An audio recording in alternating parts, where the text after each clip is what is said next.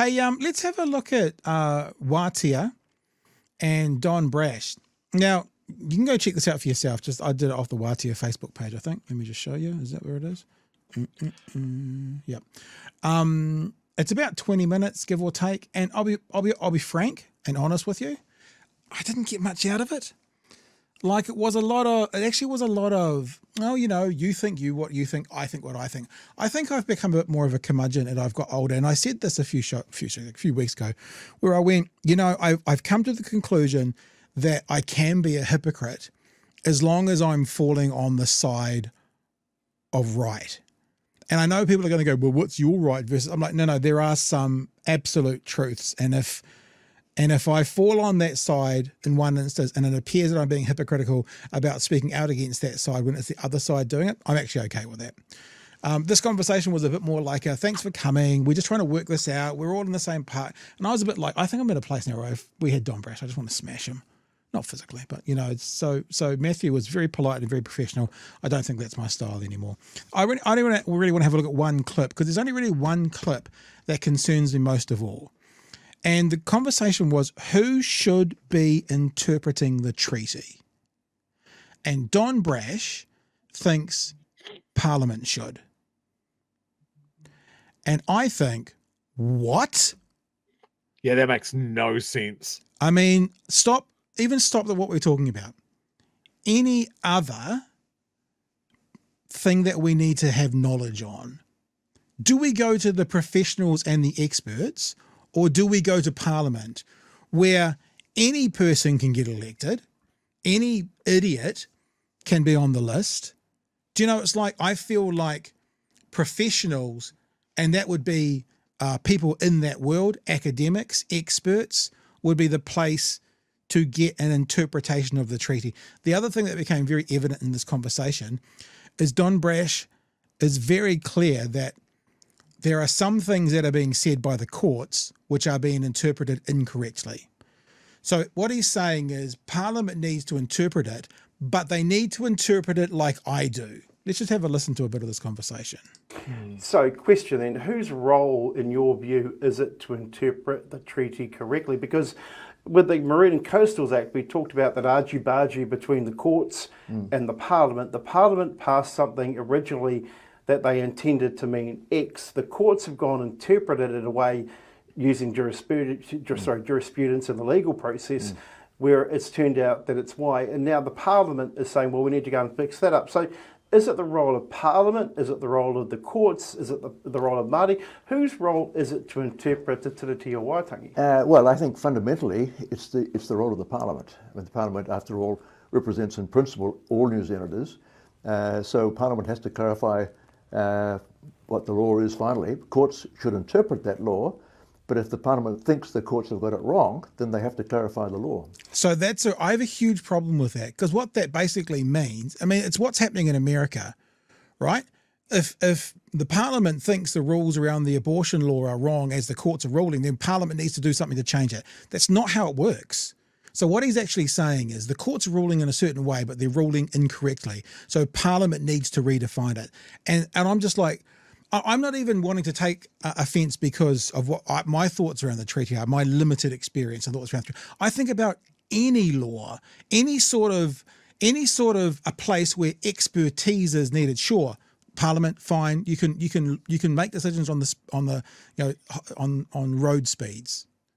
What's the open road speed? Fine, but if it's something that needs interpretation, it needs expertise.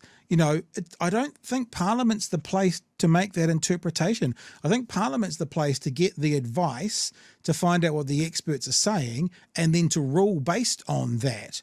Wouldn't you think, Chewy? Yeah, he's absolutely wrong.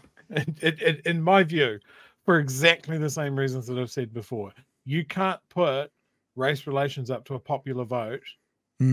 Like, it just does not work. And we can see in our elected officials at the moment that it's not a fair balance, that given enough of a tailwind, this can all be wiped away. And so whenever you look at successful democracies and that sort of thing, yes, your elected officials have something to say there, but there is always a legal framework outside of that as well. Judges, lawyers, arguments, that sort of thing, that will take fairness into account. To take and if these guys thought that they could get rid of the Treaty of Waitangi, I wouldn't put it past them. Yeah. All right. We've got about 2 minutes of this clip to go. So he's just said, he's been asked who should interpret, and he said Parliament should. So with the clarification law and the Parliament being that entity to clarify the interpretation of Te Tiriti of Waitangi, the Treaty of Waitangi, isn't that a bit of a flaw? Because coming back to the Treaty Principles Bill being proposed by one party in the coalition, the other parties have said, the main party, the National Party, said, but we're not going to support it past the first. We hope, fingers crossed. We'll wait to see on that one. Why do you think National have taken that position? I don't want to be too rude about the National Party. Party. Be rude, it's okay. Well, I think, frankly, that they are what's the word I want? They're chickening out of an important discussion. ACT may not have it right. I happen to think they do have it right on this issue. But there's the least surprising statement in the world. But, I mean, whether it's right or not, it's important that Parliament decides what the treaty was supposed to mean. And that's a matter of debating all the people in the Parliament just to try and interpret what the treaty meant. And I know that some people are going to think we're coming off as kind of elitists and stuff, and, as they like to accuse the left of being, but I don't think I want to trust interpretation of the treaty to people who have shown their disdain for the treaty, what it stands for, what its principles are, and the implementation of it. It's like, this needs to be, I mean, I put it up before, was it Cliff that said there's I've forgotten the word, sorry, tribunal. The tribunal's been set up since 1975. Yeah. I mean, that's been set up to expand on what this means and how it interacts within society today. And then you've got people in Parliament who literally can have done nothing in their life. Doesn't matter who you, I mean, look at some of the people that, okay, you can have, so why should a tobacco lobbyist be the person to decide and have their opinion on what the treaty means? Why should we trust that person for the interpretation? What about the person who ran Unilever? What qualifications do they have to interpret what the treaty, anything like that? Or a dairy farmer. Yeah. Or Jacinda, someone who worked in a fish and chip shop. It doesn't matter. Who are these people to think that they can take? You imagine this, if it was the Constitution of America and they just went, all the governors, Congress is going to decide what that means from now on. Second Amendment, Congress is going to decide. Can you imagine what the Republicans would say if Democrats were saying, well, Congress is going to decide what the Second Amendment means? It's lunacy. It's utter lunacy. So. For me, it's, I mean, look, Don Brash's parchment skin stretched over a Walmart Halloween skeleton, sure. But he should be old enough or able to read a book enough to understand why the Waitangi Tribunal was set up in the first place. The fact that it was set up in the 70s is really, really telling. From the looks of it, he was probably a 50-year-old when it happened. Yeah, absolutely. Like, the reason that the tribunal popped up at that point, it wasn't without reason. Governments, successive governments, both sides, anything, were outright disregarding the treaty. And it got to such a tipping point that people weren't taking it anymore. Bastion Point probably being the most obvious sign of that. That land was taken, there was no redress for land confiscations or that sort of thing, and Māori were being treated very, very shabbily, especially around the Auckland region, Bastion Point, etc. So that's where it came from. It was a recognition that shit wasn't working. So let's try something else. We've got to hammer out this issue. Yeah. And as those judgments and discussions came out of like, yes, there is a recognition here that things aren't right. People aren't living up to their obligations. They aren't living up to the agreement.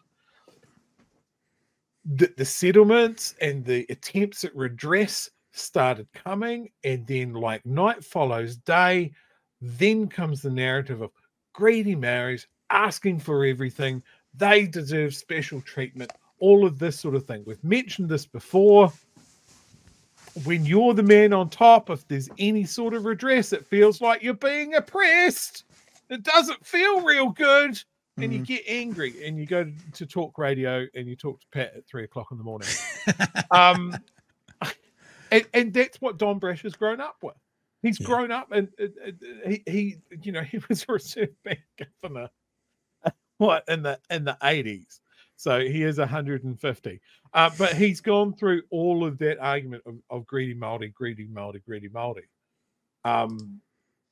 And they're still talking about this. It's the same talking point. He does not realize that this country is moving past where he's at if they haven't already done it. Yes, there are some people that agree with him. They are dwindling. Yeah, that's true. And I don't think that there's people, as they gain more understanding of what's going on, as these things get changed, he is losing more and more and more. And that's why this grab is so concerning. If they reframe how everything is treated, then they will advance their agenda more. If they kick off a really ugly discussion about race in New Zealand, they think it's going to move the goalpost in their direction.